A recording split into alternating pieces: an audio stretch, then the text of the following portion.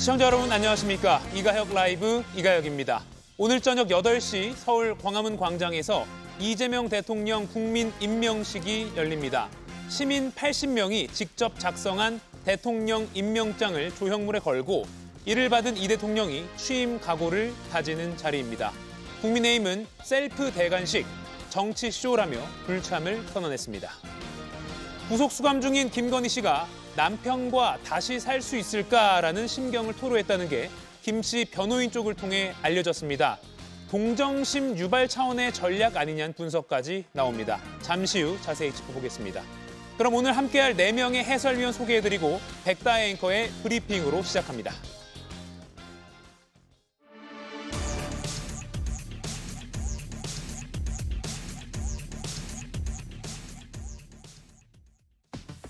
(80년) 전 오늘 광복으로 찾은 빛을 다시는 빼앗기지 않도록 독재와 내란으로부터 지켜낸 빛이 다시는 꺼지지 않도록 우리 모두가 함께 지켜냅시다. 취임 후 첫 광복절 경축식에 참석한 이재명 대통령. 연설이 시작되자마자 예상치 못한 상황을 맞닥뜨렸습니다. 시작부터 안철수 국민의힘 의원이 침묵 시위를 나선 건데요. 조국 전 조국혁신당 대표 사면에 대한 항의 차원이었습니다. 오늘 0시를 기점으로 자유의 몸이 된 조국 전 대표 첫 일성은 이랬습니다. 오늘 저의 사면 복권과 석방은 검찰권을 오남용해온 검찰 독재가 종식되는 상징적 장면의 하나로 기억될 것이라고 믿습니다. 사면이 채 하루가 지나지도 않았지만 향후 행보를 둘러싸고 여러 추측들이 난무하는 상황. 범여권 재편 가능성까지 나오면서 정치권의 셈법은 복잡해지고 있습니다. 네, 오늘 광복 80주년 광복절입니다. 오늘도 뉴스는 많이 쏟아졌습니다. 하나씩 차분하게 전해드리도록 하겠습니다. 오늘 이 대통령이 광복절 경축사를 했는데 많은 메시지를 냈습니다. 이동학 위원님. 네.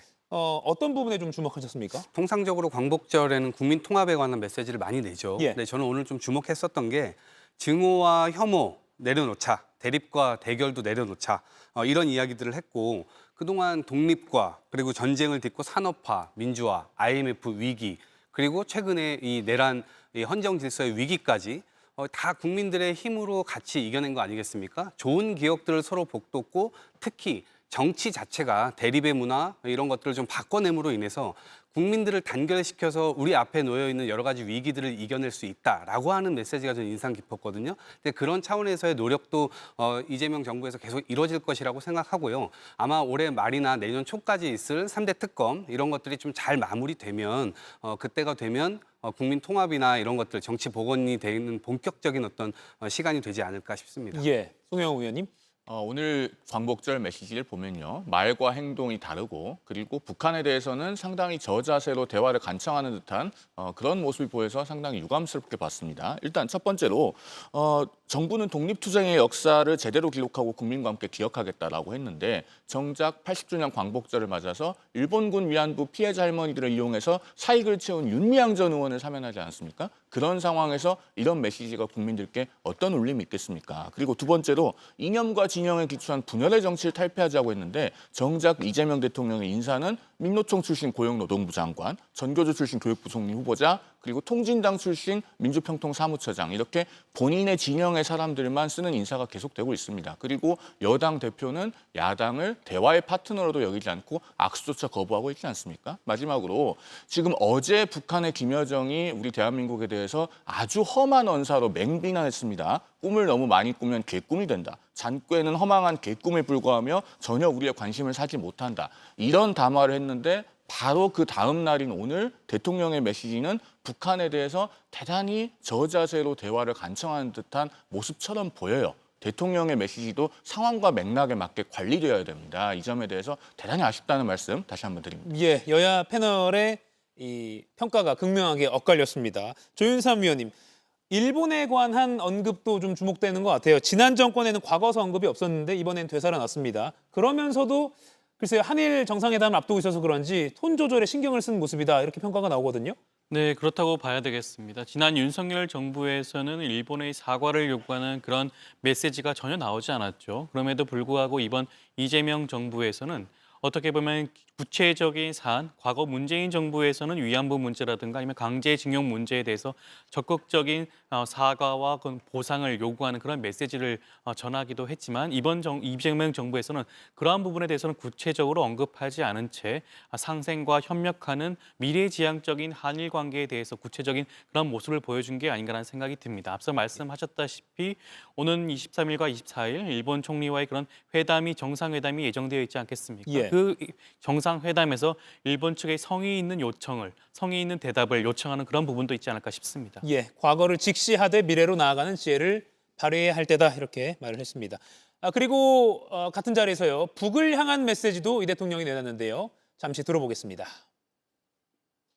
앞으로도 우리 정부는 실질적 긴장 완화와 신뢰 회복을 위한 조치를 일관되게 취해 나갈 것입니다. 남과 북은 원수가 아닙니다. 현재 북측의 체제를 존중하고 어떠한 형태의 흡수 통일도 추구하지 않을 것이며 일체의 적대 행위를 할 뜻도 없음을 분명히 밝힙니다. 신뢰를 회복하고 단절된 대화를 복원하는 길에 북측이 화답하기를 인내하며 기대하겠습니다. 예, 신뢰 회복, 대화, 복원 의지를 보였다 이렇게 평가가 가능할 것 같습니다. 김의겸 위원님, 아까 송영훈 위원은 저자세라고 용어를 썼는데 어떻게 좀 평가하십니까? 저는 이재명 대통령의 대북 메시지가 오히려 공허한 메아리가 됐으면 좋겠습니다. 북한에서는 아마 더 조롱 섞인 메시지를 하지 않을까 생각됩니다. 이재명 대통령 취임 일주일 만에 대북 확성기를 철거했고 그리고 대북 방송을 중지도 했습니다. 그 지시사항은 정동영 통일부 장관이 이재명 대통령의 지시사항이었다는 걸 밝혀줬죠. 그런데 우리에게 돌아온 것은 오히려 위장막을 가리고 철거하는 척했고 한 개는 철거하는 척만 했고 한 개는 철거했는데 그 자체에 대해서 김여정 부위원장은 오히려 조롱을 했습니다. 저에 대해서. 그리고 이재명 대통령께서 남북 9.19 군사 합의에 대해서 선제적 복원을 하겠다고 하셨는데 예. 9.19 군사 합의는 우리가 너무나 압도적으로 유리한 대북 감시 자산을 중단하고 또 더 나아가서는 실기동 훈련을 중단하겠다고 밝힌 우리에게 너무나 불리한 조건이었고 북한에게 너무나 유리한 조건의 합의였지만 우리가 양보했었습니다. 하지만 그 합의를 먼저 어긴 건 북한이었습니다. 그 어긴 것도 시점은 문재인 정권에서 일어난 일입니다. 그런데 북한은 어떠한 사과도 하지 않고 어떠한 합의를 깬 것에 대해서 어떠한 태도 변화도 없는데 이재명 대통령께서 먼저 저자세로 나온 것은 전 굉장히 적절하지 않은 메시지였다고 생각을 합니다. 예. 뭐 대단히 어려운 관계인 건 맞죠. 그런데 적대감을 보이고 오히려 이 북한과의 어떤 여러 가지 어려운 지점들을 안보에 국내 정치용으로 활용을 하고 그 결과 오물폭탄 날라오고 그리고 윤석열 정권에서 확성기 피해 다 국민들이 피해 보지 않았나요? 그러니까 예. 그런 국민들의 피해 몫을 감당하라라고 얘기를 하면서 실제적으로는 개선되는 지점이 아무것도 없었죠. 그렇기 때문에 국민 피해를 줄이면서 유능하게 대처해 나가는 거 매우 중요하다라고 생각을 하고요. 이 적대 행위 금지 그리고 남북 민간 교류 확산시키겠다 이런 얘기를 통일부 장관도 계속해서 말씀을 하고 계신데 저는 인내가 좀 필요하다라고 생각하고요. 그 지점을 대통령도 명확하게 인식을 하고 계신 것 같습니다. 그렇기 때문에 하루 아침에 뿅 하고 갑자기 사랑하게 될 리가 없잖아요. 당연히 노력이라는 것이 필요한 것이고 그 과정에 대한 인내 이런 것들이 필요해야 당연히 이 대화 채널이 열리게 될 것이고 그 대화 채널을 통해 뭐라도 시작해 볼 여지가 생기지 않을까. 그 과정까지는 아주 지난할 것으로 생각되지만 예. 노력을 포기하지 않으면 안 된다. 이런 생각입니다. 네. 경축사가 항상 나오면 매년 여야의 반응이 엇갈리기 때문에 평가는 여기까지만 하고요. 이런 보기 드문 장면이 하나 있었습니다. 사진을 바로 좀 띄워주시죠. 이재명 대통령이 경축사를 하기 위해서 무대에 오르자마자 지금 이제 무대에서 내려오는 모습이고요. 이렇게 안철수 의원이 조국, 윤미향, 사면 반대라는 작은 현수막을 들고 특별한 발언은 안 하고 계속 경축사를 하는 내내 서 있었습니다. 송영훈 의원님, 적절하다고 보십니까? 안철수 의원이 오죽하면 저랬겠습니까? 예. 지금 조국 전 장관의 사면과 윤미향 전 의원의 사면은 이번 8.15 특별사면 중에 특히 국민적인 비판이 많은 부분 아닙니까? 조국 전 장관 사면에 관한 지금 여론조사 그래픽이 준비됐는지는 모르겠습니다만 어쨌든 민심을 대변하기 위해서 행사에 방해되지 않는 범위 내에서 저런 방식으로나마 고육지책으로 택했을 것이다라는 생각이 듭니다. 다만 안철수 의원의 메시지가 저것보다 한 걸음 더 나갔으면 좋겠다는 생각을 저는 개인적으로 합니다. 왜냐하면 조국 전 장관과 윤미향 전 의원의 사면은 이미 이루어진 일이고 법적으로는 효력이 발생했어요. 야당 입장에서 막아야 될 일은 정말로 이제 이재명 대통령의 측근이라고 불리는 김용전 민주연구원 부원장, 정진상 실장, 특히 이재명 대통령의 지금 잠시 멈춰져 있는 대북송금 재판의 공동 피고인이기도 한 이화영 전 경기도 평화부지사, 이런 인물들이 사면돼서 결국에는 이재명 대통령이 본인의 재판에까지 직간접적으로 이익을 받는 상황, 이것을 막는 것입니다. 그러면 그런 부분에 대한 메시지를 저런 광복절 행사장에서 환기를 했으면 훨씬 더 국민적인 울림이 있었을 것이다라는 점을 짚지 않을 수가 없습니다. 예, 조윤선 의원님. 일단 좀 굉장히 좀 부적절한 행동이 아닌가라는 생각이 듭니다. 이미 그 조국 전 대표와 윤미향 전 의원에 대한 사면 반대 의견은 본인이 SNS라든 여러 측면에서 밝히지 않았겠습니까? 구태여 다시 한 번 더 광복절 행사장에서 그러한 행동을 취할 필요성이 있었나라는 생각이 들고요. 그리고 과거 안철수 의원의 경우에는 박근혜 전 대통령과 이명박 전 대통령의 사면에 굉장히 찬성한, 지지한 부분도 분명히 있어요. 그러면 그렇다고 한다면 과연 조국 전 대표와 윤미향 전 의원이 대통령 신분과 지위에서 부정부패를 일으킨 그 범죄 혐의와 비교했을 때 그렇게까지 중한 혐의인가? 그리고 형기가 좀 많이 남아있다는 주장도 하긴 하시는데 예. 지난번 박근혜 전 대통령의 경우에도 형기의 3분의 1도 채우지 않은 상태에서 사면이 이루어졌어요. 그리고 이명박 전 대통령의 경우에도 1년 만에, 확정된 지 1년 만에 사면이 이루어졌습니다. 그런 경우에는 가능하고 지금 조국 전 대표와 윤미향 전 의원에 대해서만 구태여 국민 통합을 저해야 한다는 주장을 하면서 예. 사면에 반대한다는 이유 자체가 저는 굉장히 이율 배반적이지 않은가 싶습니다. 예, 김의겸 의원님 지금 화면에 잡혀서 여쭤볼게요. 이거 안철수 이제 선거 후보죠, 당대표 후보가 선거를 의식한 행동이라고 볼 수도 있지 않나요? 그런 해석도 할 수는 있을 것 같습니다. 예. 저희가 지금 전당대회가 이제 막바지에 다다랐기 때문에 출마한 후보 입장에서는 그런 메시지를 낼 수도 있을 겁니다. 하지만 분명한 사실은 보수 진영 측에서는 윤미향이나 조국 대표에 대해서는 절대로 사면을 납득할 수 없다는 것도 굉장히 많다는 겁니다. 정치인은 본인이 지지하는, 그리고 본인의 소구력 있는 국민들에 대해서는 어느 정도 그 입장을 대변해야 될 의무도 있다고 생각을 합니다. 그런 상황에서 안철수 의원께서 저런 모습을 보였다고 생각을 하고요. 저 행사 자체를 방해하지 않았기 때문에 저 정도 메시지는 충분히 낼 수 있다고 저는 생각합니다. 예, 이동학 의원님. 그런데 다행이라고 해야 될까요? 지난 정부에서 보였던 입틀막은 없었습니다. 네, 이재명 대통령이 당선되자마자 예. 했었던 일들이 뭐냐면 경호처의 경호 이 원칙을 좀 완화하자, 이런 거였어요. 그러니까 왜냐하면 왕이 아니고 지금 대통령이고 저러한 문제가 있다 손 치더라도 그들의 목소리를 들어보자라고 하는 것이 이재명 대통령의 입장이기 때문에요. 그리고 과거에도 저런 행사마다 튀는 행동들을 하시는 분들이 있었죠. 근데 그럴 때마다 이재명 대통령이었을 때도 그렇고 또 당대표 시절도 그렇고 경기도지사 때도 그렇고 오히려 그분들에게 마이크를 쥐어줬어요. 그래서 어떤 이야기인지 한번 드러나 보자라고 얘기를 하면서 그걸 막지 않았거든요. 근데 윤석열 정권 때는 오히려 입틀막을 하게 되면서 뭔가 위해를 가하지도 않았는데 적절한 어떤 주장이나 이런 것들을 한번 들을 법도 한데 오히려 그것을 막으면서 오히려 되게 폐쇄적인 모습들을 보여왔잖아요. 예. 아마도 이재명 정부에서는 그러한 모습들을 보기는 전 쉽지 않을 것이다, 이런 생각을 하고요. 안철수 의원의 경우는 전당대회가 진행되고 있는 것, 거기에서 약간 소구력 있는 행동들을 해야 된다라는 것은 이해는 하지만 이것이 성숙된 행동은 아니다라고 하는 비판은 본인께서 감수하셔야 될 것 같습니다. 예. 그리고 오늘 오후 8시에 국민 임명식이 광화문에서 열리는데요. 야권은 일단은 이른바 보이콧, 불참을 선언한 상태입니다. 김윤영 의원님, 지금까지도 일단 불참 계속 유지가 되고 있는 거죠, 국민의 상황이요? 불참을 할 겁니다. 그리고 예. 저희가 이거 할 수가 없는 상황인 거죠. 저는 이재명 대통령실에 이런 행사를 기획하면 이런 불상사가 일어나지 않을 거라고 예상했는 게 되게 우려스럽습니다. 이런 행사를 기획했을 때 야당이 참석을 하려면 여야 관계가 매우 좋아야 됩니다.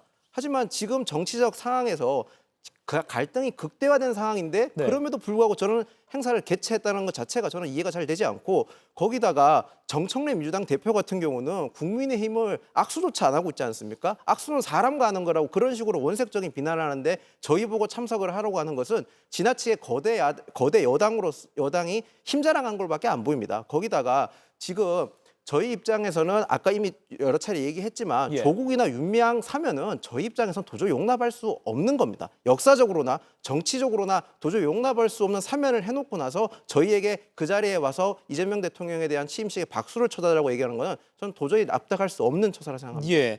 오늘 오전에 광복절 경축식장에서 이재명 대통령과 송원석 국민의힘 원내대표가 만났습니다. 악수를 하면서 이재명 대통령이 오늘 저녁에 행사 오시죠라고 했더니 송원석 원내대표가 저희는 가지 않겠습니다라고 말했다. 이게 송원석 원내대표가 국민의힘 당사에서 열린 한 회의에서 밝힌 내용입니다.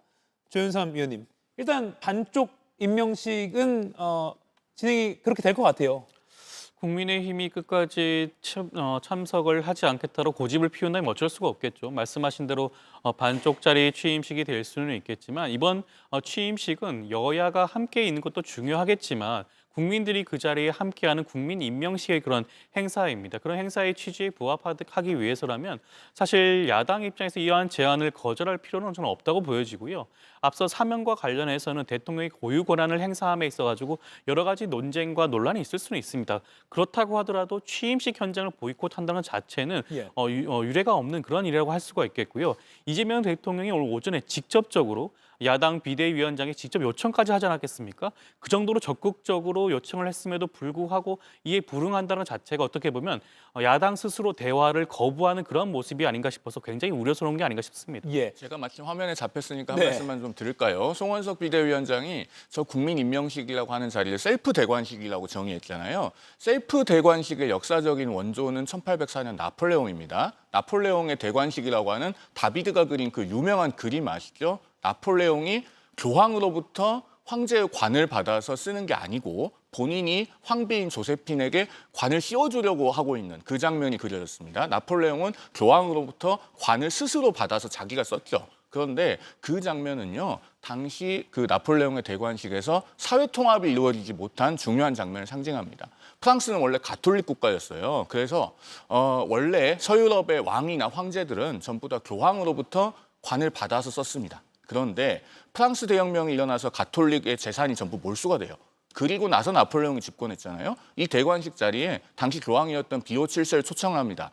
교황은 여기에 가면서 내가 나폴레옹에게 관을 씌워줌으로써 일종의 가톨릭의 위상이 복원될 수 있을 것이다. 즉 사회 통합이 될 수 있을 것이라는 기대를 했어요. 그것이 산산조각이 나는 것이 나폴레옹의 대관식입니다. 지금 이재명 대통령의 그 셀프 대관식이라고 하는 국민 임명식도요. 사실은 이미 취임 선서를 했잖아요. 그런데 그런 자리를 왜 합니까? 결국에는 이재명 정권이 만들어 놓은 각본에 의해서 취임 자축연을 벌이는 자리입니다. 그런 자리에 야당이 간들 사회 통합이 되겠습니까? 국민 통합이 되겠습니까? 1804년에 교황 비오 7세가 그랬던 것처럼 일종의 들러리 역할밖에 할 수 없을 겁니다. 그래서 안 가는 겁니다. 예, 야당이 들러리가 될 수밖에 없는 상황이라 안 가게 된 것이다 이렇게 주장을 해주셨습니다. 어제 김병욱 정무비서관이 저희 인터뷰에 나와서 통합의 차원이기 때문에 좀 참여를 해달라라고 다시 한번 방송에서도 강조를 하긴 했다는 점도 말씀드립니다.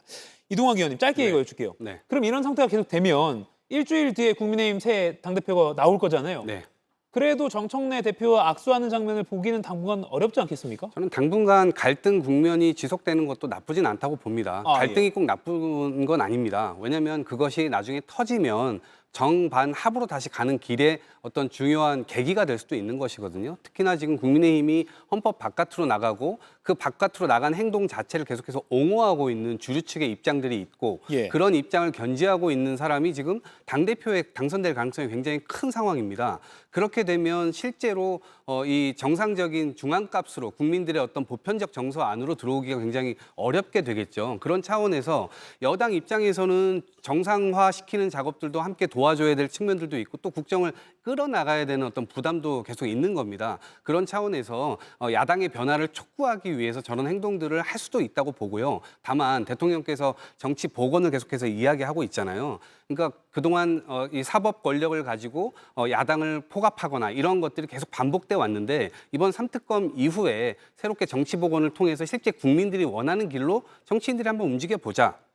이러한 생각들을 계속 하고 있는 것이기 때문에 아마도 정청래 대표 역시도 일정 국면까지는 강대강 이 전략을 쓰지만 나중에는 대통령의 어떤 손에 화답하는 그런 행동들도 이어지지 않을까 생각을 해봅니다. 예, 여야가 평행선을 달리는 이유 중에 하나가 아까 말씀드린 대로 사면이라고 많은 분들이 꼽아주셨는데 오늘 조국 전 대표가 오전 0시죠. 자정을 넘기면서 서울 남부교도소에서 출소했습니다. 조 전 대표의 발언 듣고 이야기 더 나눠보겠습니다. 헌법적 결단을 내려주신 이재명 대통령님께 깊은 감사의 인사를 드립니다. 오늘 저의 사면 복권과 석방은 검찰 독재가 종식되는 상징적 장면의 하나로 기록될 것이라고 믿습니다. 이재명 정부는 반드시 성공해야 합니다. 미력이 남아 저는 힘을 보태겠습니다. 현재 여전히 윤석열과 단절하지 못하고 윤석열을 비호하는 극우 정당 국민의힘은 다시 한번 심판받아야 합니다. 네, 검찰 독재가 종식되는 상징적 장면 중 하나다라고 자평을 했습니다. 김용현 의원님 어떻게 보셨습니까? 저 말을 쉽게 바꾸면 나는 피해자입니다라고 보면 될 것 같습니다. 저는 조국 전 대표가 응답해야 될 부분은 저 부분이 아니라 전 세 가지 질문에 답을 해야 된다고 생각을 합니다. 그러면 본인에게 유죄 판결을 내린 법원에 대한 입장은 무엇인지, 그리고 본인이 입시 비리를 위해서 공문서 위조를 했는지, 직권남용은 했는지 여부와, 그리고 현행 제도에서 재심 청구는 할 것인지에 대해서 반드시 응답을 해야 된다고 생각을 합니다. 거기에 덧붙여서 본인의 입시 비리로 인해서 피해를 입은 학생에게 사과할 마음은 있는지에 대해서도 전 충분히 그 질문에 대해서도 대답을 해야 된다고 생각합니다. 왜 그러냐 하면 조국 전 대표는 계속 정치를 하겠다는 의사를 밝혔기 때문입니다. 조국 전 대표가 지금 너무 쉽게 본인의 특별 사면 받은 것에 대해서 너무 안일하게 생각하는 것 같습니다. 특별 사면은 단순하게 대통령이 행사하는 권한일 뿐이 아니라 국민이 해주는 겁니다. 그 본인이 정치하겠다고 했는 만큼 그 응답에 대해서 제가 방금 제시한 질문에 대해서 반드시 응답을 해오고 나서 정치를 다시 해야 된다고 생각을 합니다. 예, 조현삼 의원님. 말씀하시는 그런 부분에 대해서는 아마 조국 전 대표가 추후에 정치인으로서의 입장을 밝힐 그런 기회와 그런 의지도 있지 않을까 생각이 듭니다. 예. 지금 당장 출소 현장에서 그러한 모든 부분들을 얘기할 수는 없을 것으로 보여지는 것이고요. 사면권의 행사는 국민의 의지이기도 하지만 대통령의 결정이기도 합니다. 그에 대해서 여러 가지 비판과 비난 같은 경우에도 이를 감내하고 감수를 해야겠죠. 조국 전 대표의 경우에는 그 혐의에 비해서 너무나 과중한 죄를 지은 부분도 분명히 있습니다. 온 가족이 사실상 멸문지화에 이를 정도의 그런 피해를 봤다는 것이 많은 국민들의 그런 인식이기도 하죠. 그리고 조국 전 대표는 조국혁신단 대표로서 지난 불법 비상계엄과 내란 사태 때 그 역할도 분명히 해준 바가 있습니다. 여러 가지 측면을 살펴보게 되면 국민 통합의 차원에서라도 조국 전 대표의 사면권 행사는 어떻게 보면 일견 정당한 부분도 있지 않을까 싶습니다. 예. 국민의힘을 향해서도 심판받아야 한다라고 강도 높게 비판을 했습니다. 누가 누구를 심판한다는 것인지 잘 모르겠습니다. 조국 전 장관은 원래 본업이 형법 교수였습니다. 다른 법도 아니고. 형법에 보면요. 가석방은 유기징역의 경우에는 형기의 3분의 1 이상을 맞춰야 최소한 그 심사 대상이 될 수 있습니다. 이게 형집행법도 아니고요. 형법에 나와요. 형법 72조 1항에 있습니다. 그리고 그 형법에는 뭐라고 써 있냐. 행상이 양호하여 뉘우침이 뚜렷한 때에는 가석방할 수 있다고 되어 있습니다. 그런데 조국 전 장관이 나오자마자 하는 저 일성은 행상이 양호하여 뉘우침이 뚜렷한 때입니까? 전혀 뉘우치거나 반성하기는커녕 남을 심판하겠다는 이야기를 먼저 하고 있잖아요. 제가 다른 분이면 말을 않겠어요. 본래 학교에서 형법을 가르치셨습니다. 본인이 그 가르치던 형법에 뭐라고 쓰여 있는지 오늘 한번 다시 읽어보는 시간을 가지셨으면 합니다. 예. 그리고 이재명 정부 성공을 위해서 힘을 보태겠다라고 말했습니다. 연대의 뜻을 나타냈다고도 볼 수 있을 것 같은데요. 네, 기본적으로 지난 총선 때 이미 저희들은 연대를 하기 시작을 했고 또 다당제 연합 정치를 통해서 국민들에게 선택권을 훨씬 더 넓혀줘야 된다라고 하는 인식을 갖고 있습니다. 그 가운데 그렇다면 무엇을 할 것이냐. 지금 진행되고 있는 검찰개혁, 사법개혁, 언론개혁 이런 것들은 어찌됐건 서비스를 하는 입장에서 국민들께서 더 수혜적인 입장으로 또 바뀌어야 된다. 그리고 검찰권의 남용, 오남용 누군가는 처벌하고 마음만 먹으면 처벌을 해버리고 누군가는 이 마음만 먹으면 용서해 줄 수 있는 그런 이 코에 붙였다, 귀걸이에 붙였다 할 수 있는 그런 검찰권 말고 제대로 된 국민들에게 서비스를 할 수 있는 그런 공공 서비스에 대한 내용들을 만들어가지고 예. 결국에는 그런 것들을 관철시켜내기 위한 과정으로서 함께 해야 된다라고 하는 것 같고요. 네. 아마 크게는 정치 복원이라고 하는 것이 가장 주요한 과제인 것 같습니다. 결국에는 적대적으로 계속해서 흘러가는 사이에 국민들께서 받아야 할 그러한 혜택들 이런 것들이 결국 줄어들면서 정치인들만의 싸움이 되지 않았습니까? 그런 것들을 바꿔나가는 일선에서의 역할이 좀 필요해 보이지 않을까 싶습니다. 예, 정청래 민주당 대표는 페이스북에 조국 석방 진심으로 환영하고 축하한다. 곧 만나서 대화를 나누자라고 환영하는 뜻을 공개적으로 밝히기도 했습니다. 자, 그러다 보니까 연대를 넘어서 합당까지도 가능한 것 아니냐라는 합당설까지 피어오르고 있습니다. 관련 발언들 들어보시죠. 이념이 같고 생각이 같고 목표가 같은데 다른 집에서 살아야 됩니까? 저는 두 당이 통합해서 지방선거도 총선도 차기 정권 교체, 정권 재창출도 하자 네. 생각을 갖고 있습니다. 합당에 대한 기대를 하시는 분들이 계시는 것 같지만 이것도 역시 논의가 너무 성급하고 너무 일방적인 것 같습니다. 아직 한 번도 논의된 적이 없고 시기상조인 그런 이야기 아닌가 싶습니다. 네, 의견이 조금 엇갈리는데요. 김윤영 위원님, 일단 당 바깥의 시선에서 보시면 합당 가능성 민주당과 혁신당 저는 몇 퍼센트라고 보십니까? 지방선거까지는 0%라고 봅니다. 0%. 왜냐하면 정당이 성공하기 위해서는 구심점이 되는 인물이 있어야 되고 그리고 핵심 지역 기반이 있어야 됩니다. 조국혁신당 같은 경우는 조국 전 대표가 확실한 구심점 되는 인물인 건 맞습니다. 그런데 다 모두 조국혁신당의 현역 의원들은 다 비례대표지 않습니까? 지역 기반이 아직 없는 상황에서 민주당과 합당을 하게 되면 민주당에 요구할 수 있는 게 많이 없게 됩니다. 하지만 지방선거에서 호남에서 만약에 많은 의석수라든지 또는 기초단체나 광역단체장을 한 석이라도 가져오게 되면 그때부터는 다른 계산법을 가지고 와야 됩니다. 민주당 입장에서는 좋든 싫든 조국혁신당에 대해서 좀 더 많은, 더 높은 몸값을 쳐줘야 되기 때문에 조국혁신당 입장에서는 급할 게 없을 겁니다. 아마 지방선거에서 결과에 따라서 민주당과 조국혁신당의 합당이 논의가 좀 본격적으로 이루어지지 않을까 예상합니다. 네, 조현삼 위원님.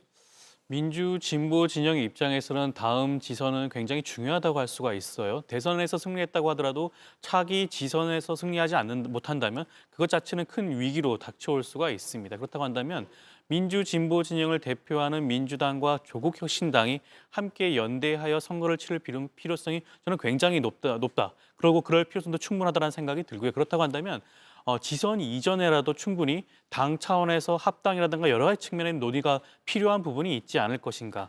만약에 수도권 같은 경우에는 두 당 모두 다 후보를 내게 된다라고 한다면 승리를 장담할 수 없는 그런 지역도 분명히 발생할 수밖에 없습니다. 그런 측면 살펴보게 된다면 다음 지선의 승리를 위해서라도 양당 간의 일정 부분 논의와 교감이 필요한 부분이 있지 않을까 싶습니다. 예, 이동학 의원께는 이거 좀 여쭙고 싶습니다. 그러면 조국 전 대표가 향후 어떤 행보를 보일 것이냐, 뭐 서울시장에 나갈 수도 있다, 아니면은 뭐 지금 지역이 빈 뭐 계양을 등등 국회의원 보궐선거 나갈 수도 있다. 역할론 어떻게 보십니까? 우선 조국혁신당에서는 아마 가장 영향력이 큰 분일 겁니다. 마이크 파워라고 하죠. 이분의 어떤 주목도도 있는 것이고 또 야당에서도 비판을 하는 것은 차기 대권 주자로도 나올 수 있기 때문에 이제 그런 지점에서 많은 주목들, 많은 비판들이 같이 오가고 있는 것 같은데요. 조국혁신당이 기본적으로 자신들이 원하는 바를 이루기 위해서라면 더 많은 인재들을 끌어모아야 되고 또 선거 때 일정 부분에 계속 국민 선택을 받아야 하는 그 과제가 있는 거예요. 그런 면에서 볼 때 보궐선거로 가는 게 가장 큰 영향력을 할 수 있느냐 아니면 지방자치단체장으로 갈 때 영향력이 있느냐 이런 것들을 판단해 볼 텐데 아마도 중앙정치에서 멀어져서 지방행정으로 가게 되는 순간 그 영향력은 좀 줄어들 수밖에 없겠죠. 현실적으로 그런 고민이 있을 겁니다. 그렇기 때문에 저는 이 보궐선거를 먼저 두드리지 않을까 이런 생각을 하고요. 그거를 할 때 결국 민주당과의 건강한 경쟁은 필연이 될 것입니다. 그런 점에서 어찌됐건 민주당과 공조를 어떤 방식으로 할 것인지 그런 것들은 치열하게 내부에서 논의가 있을 것으로 생각합니다. 이동학 의원은 보궐선거를 먼저 두드릴 거다라고 봤습니다. 일단은요, 조국 전 대표의 선거에서 역할이 어떤 것이 될 것인가를 논평해야 되는 상황 자체가 대단히 불편하고 국민들 중에서도 그걸 불편해하시는 분들이 저는 굉장히 많을 거라고 생각합니다. 아까 조현삼 의원님께서 그 멸문지화라고 하는 단어를 쓰셨는데요. 이른바 멸문지화를 당한 사람, 뭐 조국 전 장관을 설령 그렇게 볼 수 있다 손 치더라도 그분만 있는 게 아니죠. 대표적으로 숙명여고 쌍둥이 아버지, 교무부장, 그분은 징역 3년 선고받고 만기까지 복역하고 본인은 파면당했습니다. 그런데 그뿐입니까? 그 두 딸들은 각자 다 집행유예 선고받고 고등학교 퇴학당했어요. 그러면 그건 멸문지역 아닙니까? 그런데 숙명여고 쌍둥이 아버지는 누가 사면해주죠? 교편을 다시 잡을 수 있도록 복귀시켜줍니까? 그런데 조국 전 장관은 힘있고 권세 있는 사람이라고 해서 형기의 3분의 1도 채 맞추지 않아서 원래는 가석방 대상도 아닌데 사면복권까지 되고, 그리고 나서 다시 선거에 출마한다? 이걸 국민 눈높이에서 쉽게 수긍할 수 있습니까? 게다가 만약에 출마하는 선거가 국회의원 보궐선거가 된다면 그 국회의원에 당선되면 불체포 특권, 면책 특권, 특권을 향유할 것 아닙니까? 이것은 우리 일반 국민의 눈높이에서 도저히 수긍하기 어려운 일이다라는 말씀을 드립니다. 짧게만 좀 말씀드리면 네, 짧게 부탁드립니다. 이 조국 전 대표의 경우는 어찌됐건 검찰 개혁을 하려고 했었기 때문에 그것에 대한 보복성 이 수사를 받은 것입니다. 물론 죄가 나올 때까지 털면 안 나올 사람 있습니까? 그 과정이 이 질이 멸렬했었다라고 얘기를 하는 것이고, 100을 잘못했다면 100을 처벌받는 게 당연하죠. 그런데 130, 150 이게 똑같이 만인이 평등하지 않다라고 하는 인식을 줘서는 안 되는 거 아닙니까? 그런데 지난 검찰이 보여줬던 모습 보십시오. 그런 문제를 지적하고 있는 것이고요. 사면과 관련돼서 짧게 말씀드리면 윤석열 전 대통령이 사면했던 거 한번 지켜보십시오. 김관진 전 국방부 장관 판결 나온 지 한 달도 안 돼서 바로 사면해버리고, 김기춘 전 비서실장 한 달도 안 돼서 사면해버리고, 이 김태우 전 강서구청장 마찬가지로 3개월도 안 돼서 바로 사면해서 바로 선거 내보냈습니다. 그러니까 이런 관점에서의 반성과 성찰을 좀 하고 정치권이 같이 좀 달라지려는 모습을 보였으면 좋겠습니다. 아니, 맞는 말씀이에요. 그래서 그렇게 하면, 그렇게 유죄 나오고 바로 사면해주면 군주국가 아니냐라고 비판하셨던 분이 이재명 대통령입니다. 2024년 2월에 본인이 똑같이 하고 있잖아요. 지금 이 토론은 사실 사면 전에도 지난주에도 했던 토론이기 때문에 여기까지 일단 마무리를 하고요. 오늘 나온 갤럽 여론조사 이어서 좀 살펴보고 간단히 코멘트를 듣고 백다 앵커로 넘기겠습니다. 이재명 대통령의 국정 지지율 59%를 기록하면서 직전 조사 대비해서 5%포인트 떨어졌습니다. 잘함이 59%, 잘 못함이 30%로 나타났습니다. 조현선 위원님, 결국 사면 영향인 것 같아요. 일단 부정적인 그런 입장을 살펴보게 되면 특별 사면과 관련된 그 관계 여론이 높은 걸로 보여집니다. 그렇다고 한다면 이번 특별 사면에 대해서 일부 국민들의 입장에서는 국민들의 눈높이에 맞지 않는 결정이 아닌가라는 생각을 충분히 하실 수도 있는 것 같고요. 그렇지만 그건 모두 이재명 대통령과 이재명 정부가 안고 가야 될 문제라는 생각이 듭니다.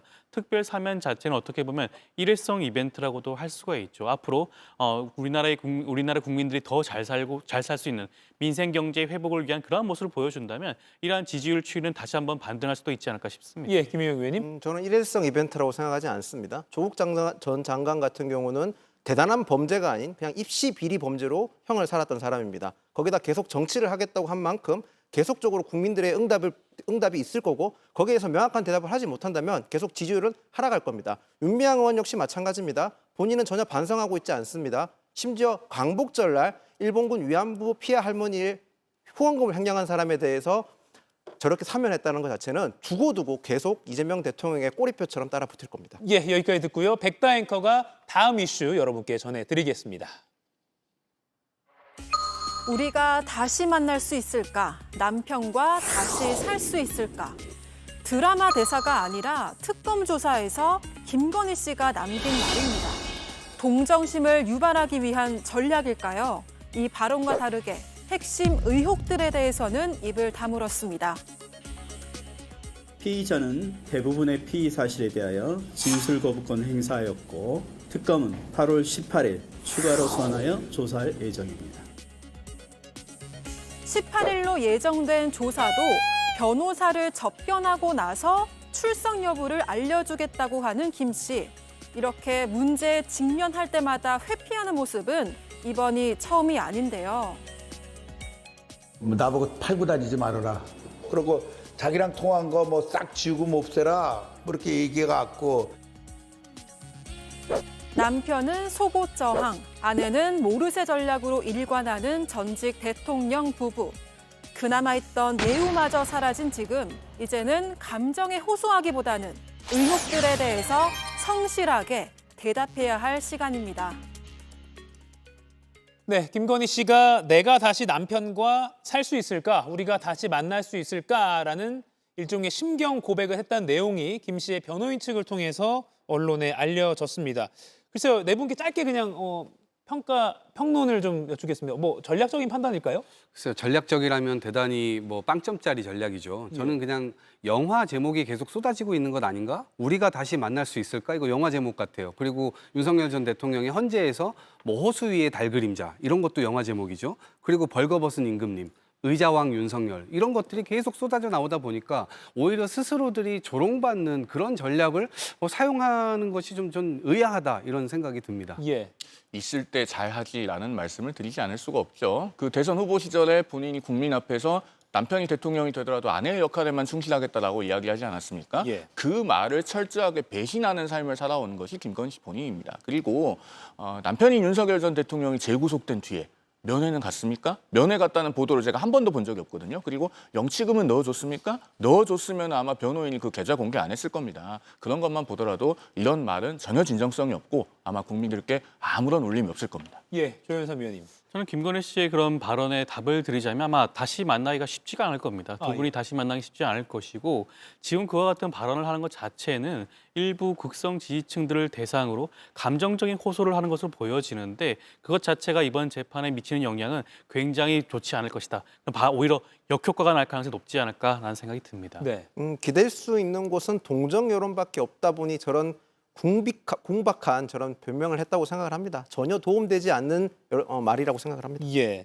일단 네 분의 패널 모두 이 발언에 대해서는 좀 부적절한 발언 또는 동정론을 위한 발언이라는 취지로 평가를 해주셨습니다. 자, 그러면 두 분의 변호사께 이 질문 좀 여쭐게요. 특검이 18일 오전 10시에 출석하라고 했는데 건강상 등의 이유로 일단은 출석을 하겠다라고 확답은 하지 않았고 그날 변호사 만난 후에 알려주겠다라는 입장을 전달했습니다. 즉 불출석의 가능성도 있는 상황인데 이러다 보니까 구속 적부심하는 거 아니냐라는 그런 전망도 나와요. 이게 구속 적부심이라는 게 구속되고 7일 이내에 해야 되는 거잖아요. 구속 적부심은 그 피의자 신분에서 구속 여부에 대해서 적부 여부를 따져보는 것이기 때문에 예. 어떻게 보면 청구는 7일 이내가 아니라도 가능은 합니다. 예. 구속 기소가 되는 경우에 그 전에 청구를 해야 될 필요성이 있는 것이고요. 김건희 씨 입장에서 구속 적부심을 청구할 수도 있겠지만 저는 출석을 할 가능성은 전 높아 보이긴 합니다. 지금 윤석열 전 대통령과 김건희 씨에 대한 각종 그런 예우가 사실상 사라지고 구치소장까지 변경된 상황 아니겠습니까? 그런 상황에서는 만약에 그런 그 소환 조사에 응하지 않을 경우에는 어떠한 물리력을 통해서 그 소환을 강제로 진행을 할 가능성도 높아 보이기 때문에 아마 변호인도 그러한 부분들을 지적하지 않을 수가 없을 것이고요. 그렇기 때문에 구속 적부심 신청뿐만 아니라 소환 조사에도 저는 응할 가능성이 높지 않을까 싶습니다. 네. 조사에 응하는 것이 김건희 씨 본인에게 이득이 될 거고 아마 김건희 씨의 변호인단도 합리적인 판단을 한다면은 의뢰인인 김건희 씨에게 그렇게 권유할 겁니다. 예. 다만 지금 구속적부심 이야기가 나오는데 설령 그것은 청구한다고 하더라도 법원에서 인용될 가능성이 거의 없어 보여요. 왜냐하면 구속 전 피의자 신문 단계에서 법관 앞에서까지 거짓말을 했고 그 거짓말이 증거인멸의 우려와 직결되는 것이기 때문입니다. 그래서 인용 가능성은 극히 희박하고 아마도 지금 김건희 씨의 변호인단 측에서 다음 조사에 대한 출석 여부를 확답하지 못하는 것은 제 개인적인 추론입니다만 변호인단이 의뢰인인 김건희 씨에게 상당히 끌려다니고 있는 상황이 아닌가 하는 의구심이 들어요. 왜냐하면은 지난번에 그 반클리프 앤 아펠 목걸이 있지 않습니까? 특검에서 2015년 8월에 출시된 것이라고 시점을 특정했었죠. 그런데 그 이전에 김건희 씨는 2010년에 홍콩에 가서 모조품을 사왔다 이렇게 주장을 했었습니다. 그 주장이 한번 깨지니까 김건희 씨 측에서 어떤 주장을 했었냐면은 1990년대에 이미 그 제품이 나왔다라고 주장을 했어요. 그런데 이런 경우에 그 수사 주체가 본사, 반클리프 아펠 본사로부터 시점을 정확하게 확인 안 했겠습니까? 예. 결국은 그 부분 거짓말이 깨지면서 구속에 이른 거잖아요. 그런데 이런 주장을 사실 여과 없이 내놓았다는 것 자체가 어떻게 보면은 당사자에게 끌려다니고 있다 이런 방증이어서 제가 봤을 때는 그런 상황으로 인해서 지금 조사 출석 여부도 정확하게 답을 하지 못하고 있는 것이 아닌가 이렇게 보여집니다. 예. 그리고 어제 정성호 법무부 장관이 페이스북에 공식적으로 모든 국민은 법 앞에 평등하다라고 하면서 윤석열, 김건희 두 부부의 단독 변호인 접견실 사용을 중단시켰다. 부당한 행태 시정을 위한 조치다라고 했습니다. 송영훈 의원님, 이 단독 접견실이라는 게 그러니까 변호인이 이제 수감된 피의자를 접견을 할 때 원래는 다른 사람들과 뭐 간단한 칸막이만 있는 그런 공간에서 접견을 하는 겁니까? 그렇죠. 예. 그래서 여러 피의자들, 여러 수용자들 그리고 그 변호인들이 사실은 이렇게 동선상 마주칠 수는 있는 그런 구조가 됩니다. 예. 그렇기 때문에 선회하자면은 아마도 이제 그 동선상에서 혹시라도 다른 수용자와 충돌할 수 있는 가능성 때문에 그렇게 한 것이 아닌가라고 보여질 수도 있겠으나 예. 그동안에 이제 접견에 있어서 여러 가지 특혜가 있었다고 하는 의문이 제기되고 있는 상황이다 보니 아마도 법무부에서는 그런 의문이 제기되는 소지 자체를 차단하기 위해서 별도의 접견 공간을 허용하지 않겠다라고 하는 방침을 정한 것이 아닌가 그렇게 보여집니다. 예. 그리고 저희가 지금 윤석열 전 대통령의 구치소 특혜 논란을 정리한 그래픽을 보여드리고 있는데 조윤선 위원님, 과한 게 맞죠? 전직 대통령 수준에 비해서도요. 그렇죠. 일단은 접견 횟수가 사실상 다른 전직 대통령과 비교했을 때는 너무나 높은 예. 수치라고 할 수가 있겠고요. 물론 단독 접견실을 이용한 전직 대통령들도 있었습니다. 물론 그런 경우에도 전직 대통령에 대한 예우 차원에서 그렇게 진행을 했던 바도 있는데 예. 그렇다고 하더라도 휴대전화를 반입했다는 것은 사실 금시초문 같아요. 특히 변호인도 아니고 강희구 전 부속실장이 휴대전화를 반입하고 면회를 했다는 것은 어떻게 보면 증거를 인멸할 그런 우려가 굉장히 높은 사안이라고 할 수도 있습니다. 예. 강희구 전 부속실장도 역시 지금 수사가 진행이 되고 있고 기소가 되는 그런 상황에 처해 있지 않겠습니까? 그런 상황에서 이러한 접견 과정에서 휴대전화를 반입하는 것 자체는 굉장히 큰 문제의 소지가 있다는 생각이 들고요. 이러한 측면 살펴보게 되면 윤석열 전 대통령의 경우에는 전직 대통령보다 더한, 과한, 지나친 예우를 받은 게 아닌가라는 생각이 듭니다. 예. 김용현 의원님, 그러면 서울구치소장도 오는 18일자로 이제 교체될 예정이거든요. 만약에 다시 특검이 체포영장을 발부받아서 구인을 시도한다 하고 하면 상황이 바뀔 수도 있다고 보십니까? 일단 상황이 급단적으로 바뀔 것 같지는 않습니다. 예. 왜 그러냐면 윤석열 전 대통령은 끝까지 저항을 할 겁니다. 지금 윤석열 전 대통령의 행보 자체는 정치 투쟁을 하겠다는 게 확실하지 않습니까? 예. 그러면 실제 구치소장이 바뀌었다 한들 실제로 집행하는 건 일선 교도관들이지 않습니까? 교도관들이 강제 집행을 하더라도 더 세게 저항을 할 겁니다. 윤석열 전 대통령은 순순하게 끌려나가는 모습보다는 다치고 본인이 더 피해를 입어서 정치범으로서 탄압받는 모습을 보여야 되기 때문에 오히려 어찌 보면 더 강경하게 저항을 할 수도 있습니다. 예. 그렇기 때문에 구치소장이 바뀌었다고 해서 체포영장이 바로 신속하게 집행될 것 같지는 않아 보입니다. 예. 그리고 아까 윤석열 전 대통령이 휠체어에 앉아서 안과 진료를 보는 모습, MBN이 보도를 한 영상인데요. 저희가 보여드리고 있습니다. 그 보도에 따르면 전자발찌와 수갑을 착용한 걸로도 알려졌다라고 나오고 있습니다. 이동학 의원님, 네. 그나마 잘한 조치라고 볼 만하네요. 뭐 그렇습니다. 예. 그러니까 건강이 안 좋다는 얘기는 임기 초부터 계속 있었고 3년 내내 있었습니다. 예. 이제 그럼에도 불구하고 매일매일 술을 마시고 가짜 출근 차량, 가짜 퇴근 차량 이렇게 보내고 당연히 이 술은 당뇨의 아주 최악의 이 결과를 가져오는 병 아니겠습니까? 예. 근데 그럼에도 불구하고 임기 때는 계속 그랬단 말이에요. 근데 지금 이제 와서 저렇게 하는 것은 두 가지로 해석이 가능하죠. 첫 번째는 스스로 그렇게 사람들의 어떤 비판이 있었음에도 불구하고 스스로를 혹사시킨 결과거나 두 번째 저렇게 행동하는 것 자체를 믿을 수 없는 그런 상황으로 만들어주고 있다 이렇게 생각합니다. 네, 지금 이 장면은 아마 이제 수감이 되고 나서 최초로 포착된 장면이 아닐까 싶습니다. 병원에서 다른 환자들이 없을 때 좀 이른 아침에 구치소가 다른 환자들의 불편을 최소화하기 위해서 이른 아침에 7시쯤에 진료를 받게 하는 그런 장면이 이렇게 보도가 됐습니다. 자, 그러면 김건희 씨에 대한 의혹이 정말 많이 계속해서 보도가 되고 있는데 이거 하나를 짚어보겠습니다. 오늘 JTBC가 단독으로 보도한 바에 따르면 바쉐론 콘스탄틴 5천여만 원의 상당의 그 시계 이걸 대리 구매해서 선물한 사업가 서성빈 씨가 특검 조사에서 김건희 씨가 윤석열 전 대통령이 후보 시절에 대선 전에 김건희 씨가 직접 후원금을 모아달라고 자기에게 요청했다. 이 취지의 진술을 한 것으로 확인됐습니다. 조윤선 위원님. 그러니까 이 서 씨가 대선 전에 1,000만 원을 후원한 것은 이미 알려졌거든요. 근데 후원금을 원래 자발적으로 해야 되는 게 법적으로 맞는 거잖아요. 그렇죠. 자발적으로 후원금을 입금을 하는 것이 맞는 것이고요. 예. 후원의 계좌를 통해서 이런 후원금들이 모여졌는지도 한번 확인해 볼 필요가 있고 더욱 중요한 것은 본인 명의로 입금한 것이 맞는지도 확인을 해봐야 됩니다.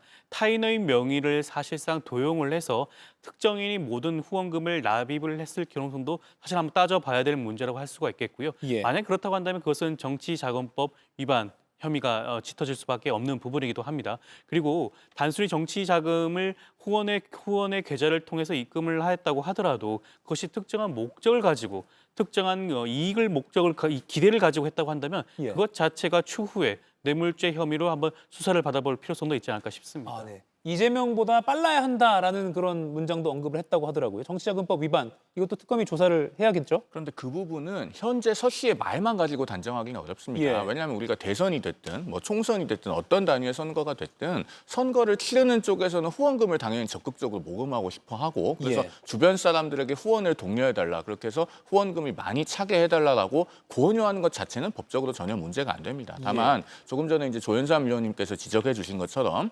불법적인 쪼개기 후원이 이루어졌다든가 혹은 뭔가 어떤 대가성을 바라고 그 대가 관계에 의해서 고액의 후원금을 냈다든가 이렇게 되면 이것은 실정법에 저촉이 되겠죠. 예. 과거에도 많이 논란이 됐었던 그 쌍방울의 쪼개기 후원이라든가 뭐 이런 것이 대표적인 사례가 될 수 있겠습니다. 만약에 그런 구체적인 정황이 발견된다면 그때는 정밀하게 수사에 들어가 볼 문제다 이렇게 생각합니다. 네, 일단 서 씨의 증언만으로는 조금 앞선 예측일 수 있지만 그 1,000만 원이 과연 어떻게 정치자금으로 후원이 됐는가 이 과정도 특검이 좀 규명을 해야 될 것 같습니다. 자, 그러면 마지막으로 이거 하나만 더 짚어보고 마치도록 하죠.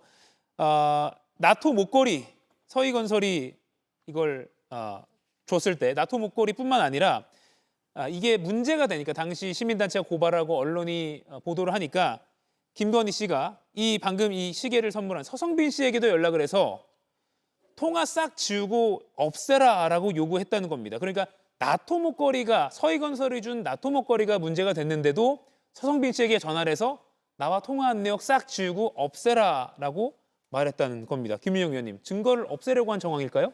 뭐 그렇게밖에 지금 현재 시점에서는 그렇게 해석하는 게 가장 유력할 것 같습니다. 예. 그런데 저도 서성빈 씨에 대해서는 조금 달리 볼 면목이 있는 게 서성빈 씨가 얘기한 걸 자세히 들어보면 마치 본인은 죄가 없는 것처럼 얘기하고 있습니다. 제가 서성빈 씨를 공격하는 게 아니라 김건희 씨에 대해서는 이미 김건희 씨는 거짓말을 했기 때문에 모든 사건에 대해서 모든 혐의에 대해서는 철저하게 조사해야 되는 게 맞습니다만 지금 서성빈 씨 얘기를 듣고 무조건적으로 제가 진실이라고 생각하고 접근하면 안 된다는 점을 말씀드리겠습니다. 예. 저는 김건희 씨가 지금 속으로 어떤 생각을 하고 있을까? 저희가 문제가 터질 때마다 제2부속실 만들어라, 특별감찰관 만들어라, 민정수석실 만들어서 관리해라 이런 얘기들 끊임없이 하지 않았습니까? 예. 일을 5만 가지를 다 저질러 놓고 이제 와가지고 그걸 수습한다는 것 자체가 말이 안 되는 거였죠. 그래서 권력이라고 하는 것은 시스템이 중요하고 공적 마인드가 중요한 것인데 그러한 부분들이 전혀 준비되어 있지도 않았고 할 마음도 없었던 것으로 비추어 보아 정말 국민을 배반했다는 헌재 판결이 정말 저는 맞다 이렇게 생각합니다.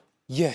오늘 광복 80주년 휴일인데 많은 사안이 또 쏟아지고 저희도 다뤘습니다. 네 분과는 또 다음 주에 뵙도록 하겠습니다. 고맙습니다.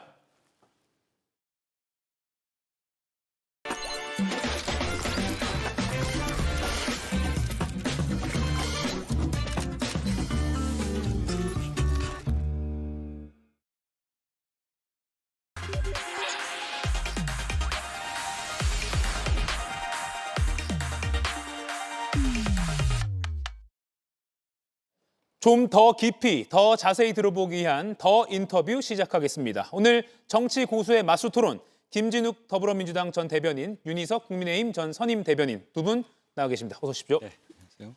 네, 첫 번째 주제는 솜방망이 징계를 받은 전한길 씨 이야기입니다. 국민의힘 윤리위가 경고 조치로 끝낸 게 오히려 전 씨에게 날개를 달아준 셈이다. 이런 지적도 나오고 있는데요. 관련 영상 먼저 보고 본격적으로 이야기 나눠보겠습니다. 지금 여러분이 손가락질하는 전한길 선생, 그 겨울 우리 당을 지키자고 했던 사람들입니다. 이제 나가라 나가라 외치는 것, 그게 부끄러운 겁니다. 여러분, 저 울면서 제가 들었습니다. 용기 있는 연설을 했다고 생각하고 아마도 당대표로서 현재 장동희 후보에 대한 지지 높은 이유가 그런 내용이 반영되어 있다고 저는 생각합니다. 제가 아까 누구 지지 이런 표현했지만 아직은 남았습니다. 고맙습니다. 파이팅이고 응원합니다. 네. 징계위에 들어가는 것에 대해서 또 말씀드릴게요. 이제 10분 정도 이야기했어요. 하니까 역시 일타 강사 출신답게 아주 말씀을 참 잘하십니다. 이렇게 생각하잖아요. 저 속으로 분위기가 좀 괜찮다. 누가 봐도 이거는요, 탈출당시킬 명분도 없고, 지난길에 이제 출당 조치하고 나면 어떤 일이 발생하겠어요? 내가 피해자인데. 네, 칠판에 그린 게 이제 당시 윤리위에 참석한 그 자리 배치도인데 그것까지 그려가면서 일종의 후일담을 풀었습니다. 윤리위 분위기가 괜찮았다라고 했거든요. 먼저 국민의힘 패널께 여쭙겠습니다. 여러 가지로 뭐 결과도 그렇고 예. 전황실 나와서 저런 영상 찍고 하는 거 보면 참 유감스럽습니다. 국민들이 저걸 보시고 뭐라고 판단하시겠어요. 앞서 그 장동혁 후보의 저 연설 장면도요. 그 일반적이지가 않아요. 다들 놀라셨을 텐데 저 손짓과 표정이 과연 정당의 대표로 출마하신 분의 정견 발표 연설이냐.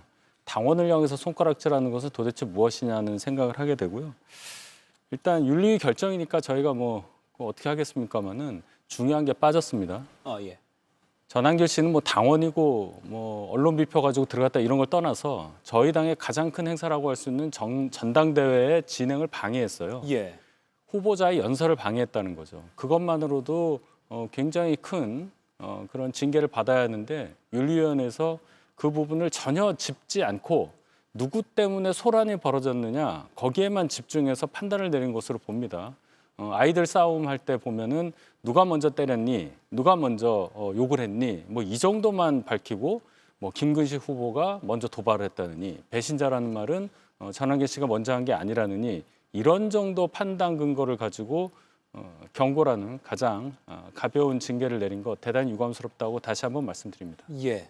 후일담까지 풀어놨습니다. 분위기 괜찮았다고 하는데요? 저거를 후일담이라고 얘기하면 안 될 것 같아요. 제가 볼 때는 승자의 무용담이다 이렇게 뭐 표현하는 게 옳지 않을까 싶습니다. 예. 전한길 씨가 이번에 국민의힘의 전당대회에서 보여준 모습, 완전히 전당대회를 난장판을 만들었습니다.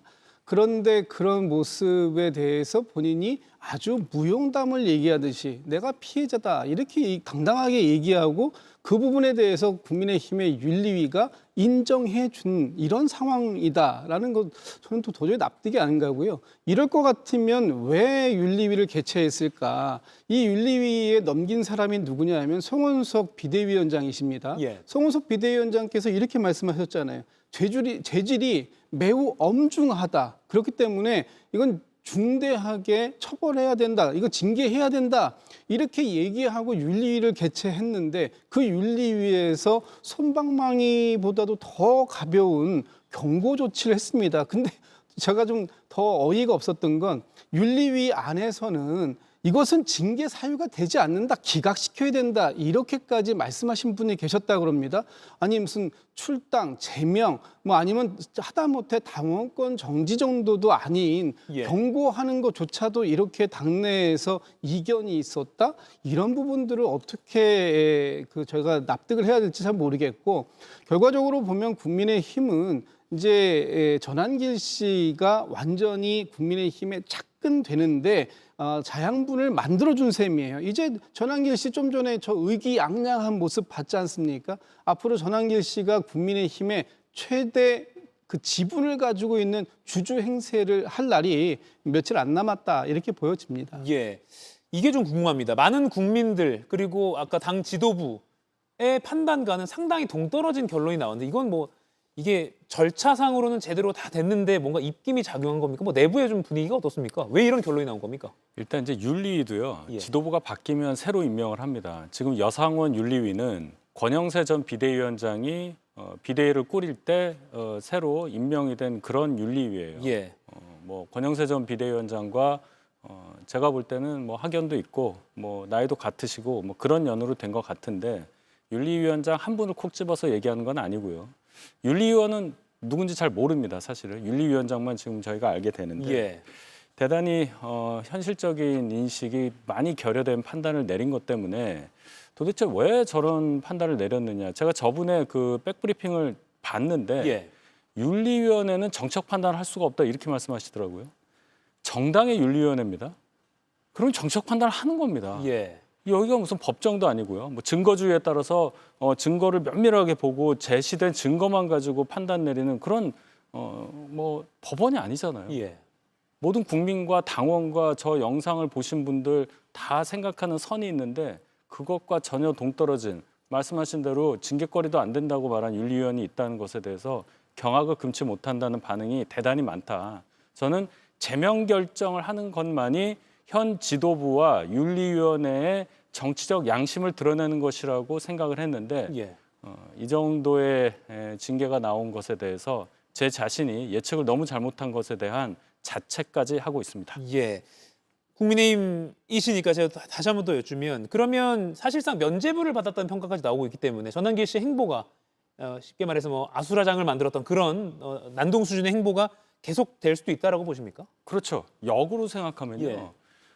그 당시에 그 어떤 그 소동의 중심에 있을 수밖에 없었던 김근식 후보에 대해서 더 중한 징계를 내릴 수도 있다. 이런 논리가 성립이 돼요. 예. 그럼 당이 완전히 거꾸로 가는 거죠, 분위기가. 원인 제공자라는 그런 명목으로요. 그렇죠. 먼저 예. 도발했다는 거 아닙니까? 전환길 씨는 듣고 봤더니 전환길 씨는 가만히 있었는데 먼저 김근식 후보가 그랬구나. 이렇게 지금 판단을 내린 건데 예. 결론적으로 그러면 윤리위원회에서 나온 저 아주 경한 징계를 근거로 해서 전환길 씨는 방금 보셨다시피 의기양양 마치 당의 주인이 된 듯한 모습 뭔가 나는 윤리 가서 거의 칭찬받았다 이런 식으로 흘러가니까 전당대회도 영향을 미치겠죠 결과에 대해서. 그러나 본인이 원하는 결과는 나오기 상당히 어렵습니다. 지금 방금 영상에서 보면 김문수 후보가 농성하는 그 예. 자리에서 장동혁 후보 지지를 선언했어요.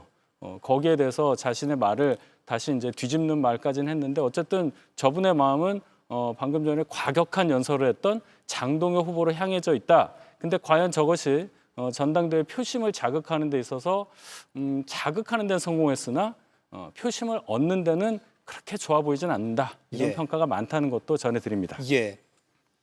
전시에 대한 경징계 앞으로 전당대회는 어떻게 영향이 있을 거라고 상대당이지만 전망하십니까? 예, 이제 먼저 전당대회는 사실상 TV 토론 한 2차례 정도를 끝내고 나면 바로 투표에 들어가기 때문에 예. 이제 뭐 이렇게 모여서 하는 그런 전당대회는 이제 없을 겁니다. 그렇기 때문에 전환길 씨가 지난번에 대구에서 보여줬던 그런 난동에 준하는 뭐 난장판을 만들었던 이런 모습을 다시 보기는 어려울 수도 있겠습니다만 문제는 이제부터인 것 같습니다. 좀 전에도 전환길 씨가 본인 스스로 유튜브 영상에서 아주 의기양양한 모습을 얘기했고 같이 예. 정말 개선 장군인 줄 알았습니다. 근데 전환길 씨가 얘기하잖아요. 이번에 국민의힘의 전당대회가 흥행이 된 것도 자기 덕분이고 또 아마 이번에 그 지금 윤어게인을 주장하시는 분 중에 당 대표가 당선된다면 그리고 또 그런 걸 주장하시는 분들 중에 최고위원들이 많이 당선이 되면 예. 이 모든 게 다 내 덕분이다라는 얘기를 하면서 자기의 지분을 최대한 늘리려고 얘기할 겁니다. 그런데 지금 그 누구도 그 공을 인정 안 할 수 없는 분위기를 만들었다라는 것. 이번 윤리위가 그걸 해준 거예요. 그렇기 때문에 앞으로 국민의힘에서 이 전환길 씨의 목소리는 더 커질 것이고 전환길 씨가 주장하는 대로 당권 주자들, 최고위원들이 끌려간다면 아마도 국민의힘이 국민들과는 더 멀어지는 길로 또 자멸하는 길로 또 지금 뭐 민주당의 정청래 대표가 예. 얘기하듯이 정당 해산의 길로 뚜벅뚜벅 더 빠른 속도를 내지 않을까라는 생각이 들어서 참 이번 이 사태를 지켜보면서 매우 씁쓸하고 좀 국민의힘이 자정의 능력을 이렇게까지 상실하는 그런 정당이 되었구나라는 모습에 참 좀 제가 오히려 더 걱정스러운 모습이다라는 좀 말씀을 좀 드리고 싶어요. 사실 그 대한민국 정치라는 게 양 날개로 잘 날아야 되는데 한쪽이 너무 또 꺾여버린 그런 상황이네요. 국민의힘 차기 당대표 선출이 이제 일주일 앞으로 다가왔습니다. 오늘 한국갤럽 여론조사 결과가 발표가 됐는데요. 응답자의 정당 지지와 무관하게 전체 응답자 1,007명 기준으로 보면 조경태 후보가 22%, 김문수 후보가 21%, 안철수 후보가 18%, 그리고 장동혁 후보가 9%로 나타났습니다. 여기서는 조경태 후보가 가장 앞서 나갔는데요. 제가 말씀드린 건 정당 지지와 무관한 전체 응답자를 대상으로 한 결과였고요. 그런데 이 모집단을 국민의힘 지지층과 무당층 이렇게 503명으로만 좁혀서 보면 결과가 다릅니다. 503명으로 좁힌 건 빨간색 막대기인데요. 김문수 후보가 31%로 가장 높은 지지율을 얻고요.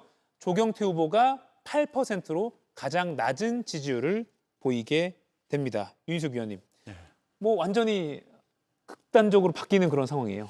그렇습니다. 그 전체 국민 대상으로 했을 때는 1등을 하던 분이 저희 당 지지층 그리고 무당층으로 하니까 8%로 꼴등입니다. 예, 그렇게 나왔다. 차이가 너무 많고 순서도 완전히 바뀌었다는 거는 그만큼 국민들이 바라보는 저희 당의 대표로서의 어떤 상, 이미지, 기대치와 지지층이라고 하시는 분들이 응답하는 지지층이 바라보는 그 대표상이 많이 다르다.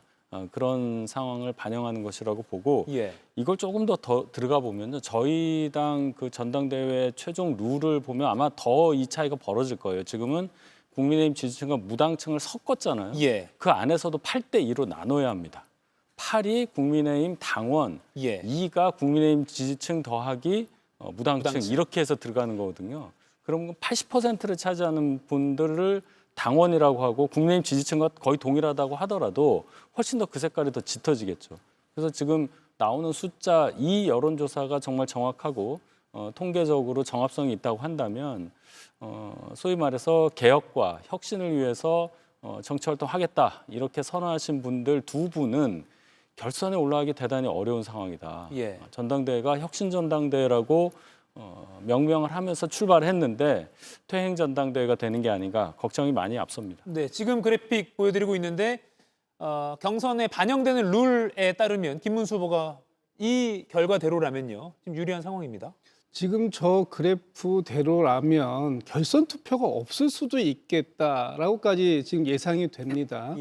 지금 이제 당심이 80%고 민심이 20%가 반영되는 구조인데 지금의 여론조사에서 당의 핵심 지지층이라고 하시는 분들에서 가장 압도적으로 김문수 후보가 앞서 나가는 모습을 보인다면 원래는 이제 다음 주 22일 날 이제 그 1차 발표가 나오고 거기에서 과반을 득표하지 못하면 결선 투표를 가야 되는 거잖아요. 그런데 지금 상태를 계산을 산술적으로 하면은 뭐 몇 프로라고 딱 그 숫자를 제기는 뭐 합니다만 그래도 과반이 간신히 넘을 수도 있겠다. 그렇다면은 1차에서 그냥 선정이 되는 건데 아마 이런 부분은 있을 거예요. 지금 국민의힘의 김문수 후보를 가장 많이 지지하시는 이유는 어떻게 보면은 이재명 대통령과 지난 대선에서 대척점을 가장 강하게 세운 상대 후보의 역할을 했고 또 전체 국민의 41% 정도를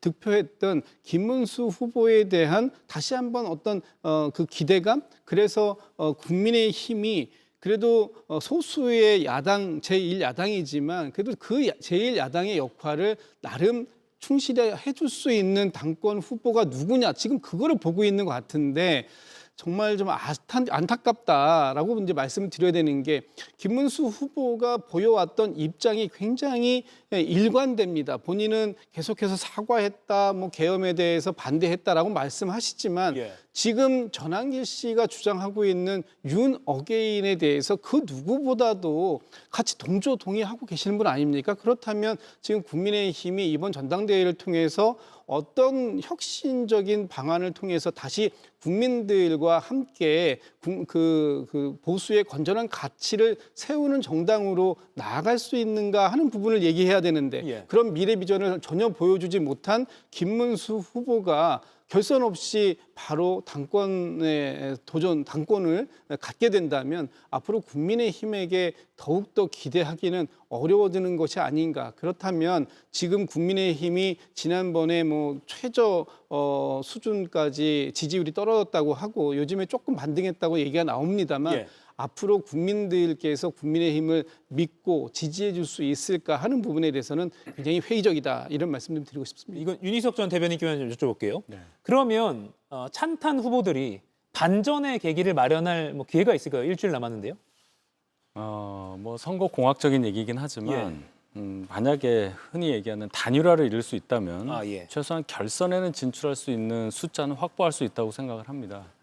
근데 그러면 결론은 안철수 후보와 조경태 후보가 합의를 해서 단일화 과정에 들어가야 되는데 조경태 후보는 굉장히 원하고 있어요. 단일화 과정에 들어가자. 예. 안철수 후보에게 그런 제안을 계속 하고 있는데 안철수 후보가 별로 관심이 없고 홀로 완주하겠다는 의지를 보이고 있어서 물론 시간이 많이 남아 있지만 단일화가 이루어질 가능성에 대해서는 대단히 회의적으로 보는 시선이 많습니다. 예, 단일화 가능성은 지금까지는 좀 회의적이다. 알겠습니다. 자, 이렇게 상황이 벌어지고 있는데 김건희 특검이 다음 주 월요일에 국민의힘 당사를 압수수색 다시 할 수 있다라는 전망이 나오고 있습니다. 송원석 원내대표가 의원들에게 비상대기를 공지한 건데요. 18일 특검의 중앙당사 압색 집행 시도가 예상된다라고 하면서 대기해주기 바란다 이렇게 공지를 내렸다고 합니다. 그리고 또 수사 상황을 보면 통일교 압색 과정에서 있었던 관봉권, 띠지가 둘러진 그런 현금 뭉치가 많이 발견됐고 또 2022년 대선 당시에 통일교 자금이 2억 원 정도가 국힘의 각 시도당으로 많이 흘러갔다.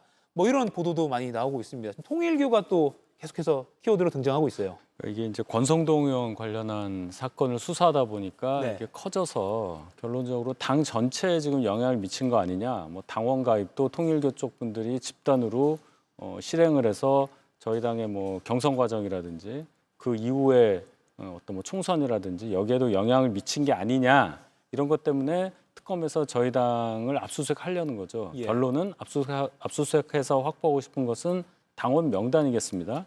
그래야 지금 특검이 확보하고 있는 통일교 쪽의 명단과 대조를 해서 정말 통일교 쪽 분들이 저희 당에 입당을 했는지 여부를 판별하려고 하는 건데 정당에서 당원 명부라고 하는 것은 그냥 정당 그 자체라고 볼 수가 있어요. 그것을 압수수색 아무리 판사의 영장에 압수수색에 뭐라고 물품이 뭐라고 적혔는지 제가 모르겠습니다만 예. 특검에서 알고자 하는 부분, 즉 통일교 명단과 저희 당의 당원 명부에 일치하는 사람이 있냐 없냐 그걸 가리는 것이 꼭 압수수색을 통해서만 가능하냐 그거 말고도 방법이 여러 개가 있을 겁니다. 지난번 1차 압수수색 했을 때처럼 입회하에 양쪽이 입회하에 어떤 명단을 넣고 그 명단, 그 사람이 저희 당 당원 명부에 있는지 없는지 그것만 확인하는 것만으로도 충분히 그걸 알 수 있잖아요. 예. 그러니까 다른 현명한 방법을 통해서 이 사안을 해결하는 노력이 특검에 필요하다. 물론 판사가 발부한 영장에 대해서 그 집행을 거부할 만한 권리는 누구에게도 없다고 생각을 하는데 그 외에 다른 좀 더 현실적인 방법이 있다면 그 방법을 취하는 것이 현재 상황에서의 특검의 의무가 아닌가 이렇게 지적하고 싶습니다. 네, 크게 대선 자금 논란이 생겼고요. 통일과 연관해서 총선 앞두고 당원을 교인들을 동원해서 가입시켰다. 통일교와 유착 의혹까지 번지는 것 같습니다. 지금 이제 정당과 특정 종교가 이렇게 유착된다라는 것은 정당 민주주의에서 바람직한 상황이 아닙니다. 그래서 지금 이 부분에 대해서 특검에서 확인을 하겠다라는 것인데 지금 국민의힘에서 주장하는 뭐 전체 당원 명부를 압수하는 것 이것은 야당에 대한 탄압이다 이렇게 주장하고 있습니다만 지금 좀 전에 윤희석 대변인께서 말씀하신 그 내용으로 조사를 하겠다라는 것이 지금 특검의 입장이에요. 예. 그러니까 특검에서 통일교의 그 명단과 비교 대조할 수 있는 부분만 협조해 주면 된다. 지금 그런 부분을 얘기하고 있는데 오히려 국민의힘에서는 일체 그런 모든 특검에 대한 수사에 협조하지 않겠다. 이런 모습을 보이고 있기 때문에 지금 이 과정이 굉장히 문제처럼 보여지는데 지금 특검에서 얘기한 것처럼 임의 제출 방식으로 지금 특검이 가지고 있는 이 이 통일교의 명단들 이런 부분들과 국민의힘의 당원의 명부만 확인하면 지금 국민의힘이 요구하는 것처럼 얘기하는 것처럼 개인 정보가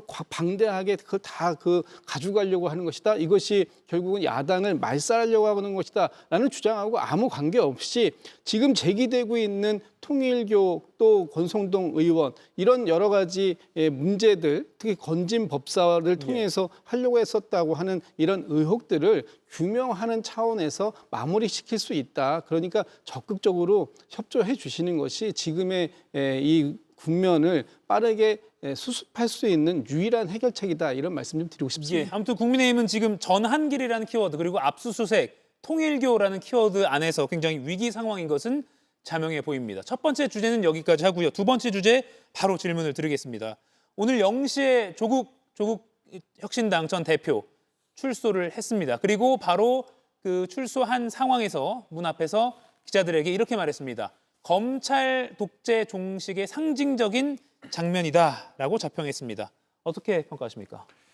조국 전 대표가 가지고 있는 정책 위상이 있기 때문에 이재명 정부에서 사면 복권할 수 있다고 생각을 합니다. 시기에 있어서 굉장히 빨랐다는 것은 조국 전 대표 본인이 짊어지고 가야 할 부담이 될 것이고요. 그런데 석방돼서 나오는 그 과정에서 본인이 얘기한 이거, 검찰의 독재가 종식되는 상징적 장면이다. 이런 말을 안 하신 게 훨씬 낫죠. 검찰 독재 때문에 형벌을 받은 게 아니고요. 검찰 수사에 의해서 죄과가 밝혀졌고 그 검찰의 기소에 의해서 법원이 판단을 내린 징역 2년이었습니다. 법원이 판단을 내린 거예요. 근데 여기에 검찰 독재가 들어갔다는 것은 언어 도단이라고밖에 말씀드릴 수가 없고 이것을 강조하면 강조할수록 국민들 뇌리에는 검찰이 한 게 아니고 법원이 한 건데 왜 저런 얘기를 할까? 이런 의문이 계속 따라 나올 겁니다. 이런 얘기는 안 하시는 게 낫다. 굳이 하실 말씀이 없으면 어쨌든 그럼에도 불구하고 사면 복권을 시켜준 뭐 이재명 정권이라든지 뭐 그를 따르는 국민들이라든지 그런 분들에게 뭔가 감사 인사하는 정도로 그쳤어야지 여기에 검찰 독재가 왜 나옵니까? 죄를 지은 사람이 검찰을 탓하는 것은 그야말로 아무 논리가 없는 그냥 본인 피해받았다는 것에 대한 하소연에 불과하잖아요. 정치 지도자가 이 정도 되는 정치 지도자가 본인에 대해서 이런 얘기를 스스로 한다는 거 대단히 실망스럽다고 봅니다, 저는. 예, 어떻게 보셨어요? 저는 뭐 나름 그 조국 전 대표가 이 메시지에다가 그 자신의 정치적 함의를 좀 담았다 이렇게 평가를 합니다. 예. 왜냐하면 2019년도에 조국 전 대표가 법무부 장관에 임명되고 그리고 검찰 개혁의 선봉에 섰지 않았다면 이렇게 그 별건을 통해서 본인 가족 전체가 멸문지화에 준하는 이런 수준의 일을 당하지 않았을 것이다. 본인이 그만큼 검찰 개혁에 앞장섰었던 그런 이 후과를 받은 것이다. 정치적인 보복을 받은 것이다. 뭐 이런 말씀을 하고 싶었던 게 아닌가. 물론 이제 지금 윤희석 대변인님처럼 첫 일성이 좀 부적절하다라고 평가하실 수도 있습니다만 그것은 오로지 이제부터 이 조국 전 대표에 대해서 이번 사면에 대한 찬반 논란도 있는 것이고 본인이 또 스스로 말씀하신 것처럼 그런 비판, 비평, 뭐 비난 모든 것까지도 다 끌어안고 정치를 하겠다라고 말씀하신 이상 이제부터 온전히 조국 전 대표의 어떤 정치적 역할이라든지 아니면 향후 일정이라든지 이런 모든 것들은 이제 사면에 대해서는 대통령이 정치적 책임을 지는 것이고요. 예. 또 이제부터 정치적 그 활동을 통해서 본인이 어떤 앞으로의 그림을 그려나갈 것인가 하는 것은 조국 전 대표가 또 책임을 져가 나갈 부분이다. 그런 부분들에 대해서는 이제 좀 지켜볼 필요는 있겠다 이런 생각이 듭니다. 예. 그리고 오늘 구치소 밖에서 이런 발언도 했습니다.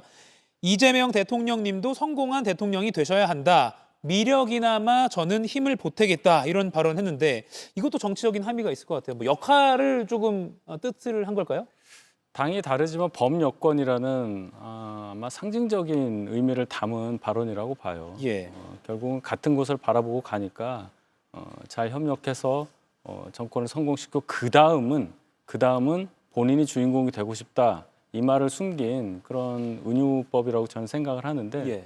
제일 중요한 거는 이제 조국 전 대표가 어쨌든 나왔어요. 사법 리스크를 완전히 털고 복귀한 첫날이기 때문에 아마 범여권의 유력한 대권 주자들이나 정치 지도자들 입장에서는 대단히 껄끄러운 상황이 연출됐다. 이 점을 유념해서 봐야 할 것이고 예. 더군다나 이재명 대통령 임기 2달 딱 지난 시점에서 이 상황이 벌어졌다는 것은 정권 전체 차원에서 볼 때 관심도가 이분에게 많이 쏠릴 거 아니에요. 그러면은 이재명 대통령이 어떻게 전국을 좀 장악한다거나 국정 운영함에 있어서의 어떤 집중력 이런 것에도 좀 저해할 수 있는 요소가 되지 않을까 그런 걱정을 아마 범여권 관계자들은 많이 하시리라고 저는 생각합니다. 근데 그런 걱정을 한다는 걸 이 대통령도 모를 리가 없는데 사면을 했잖아요. 그 배경은 어떻게 분석하십니까? 여러 가지 생각을 할 수밖에 없는데 이재명 대통령이 정말 원해서 사면 복권한 거냐 거기서부터 시작을 합니다. 그건 아무도 모르는 거예요. 다만 민주당 상황과 연결을 좀 지어서 생각한다면 정청래 신임 당대표가 대통령과의 관계에 있어서 전통적이지 않은 방식으로 제가 볼 때는 굉장히 폭주하는 양상을 보이거든요. 그것을 견제하기 위한 하나의 수단으로 조국 전 대표를 사면 복권한 게 아니냐. 제 생각이 아니라 그렇게 얘기하는 법여권 관계자들이 많아서 괜찮다, 괜찮은 생각인 것 같다, 나름 논리가 있다 이렇게 생각해서 전달합니다. 예, 조국 견제론이라고 해야 될까요?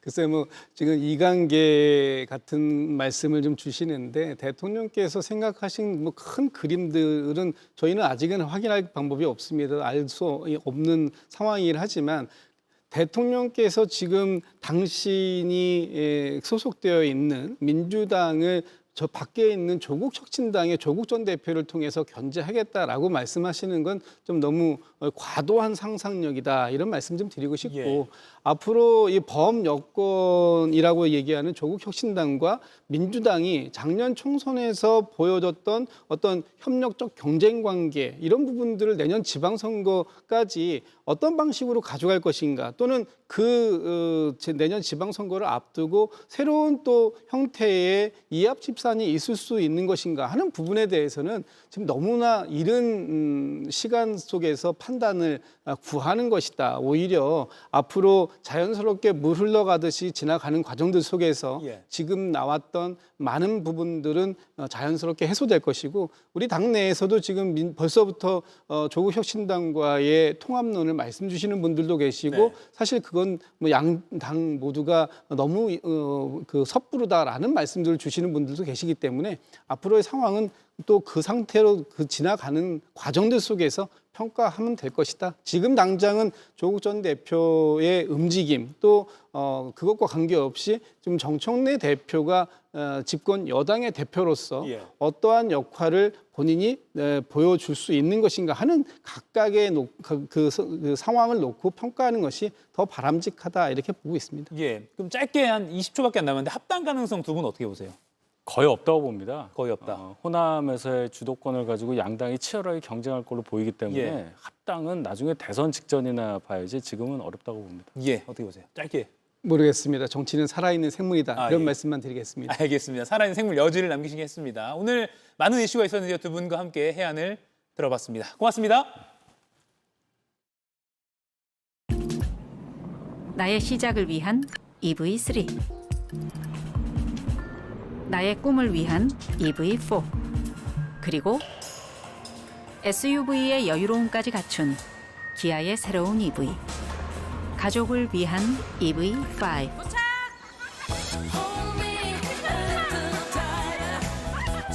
더 기아 EV. Kia. Movement that inspires. 코웨이 아이콘 얼음 스탠다드 출시. 온 가족이 자주 쓰는 얼음 부족함 없게. 요리할 땐 100도씨 온수까지 49%나 늘어난 1.1kg?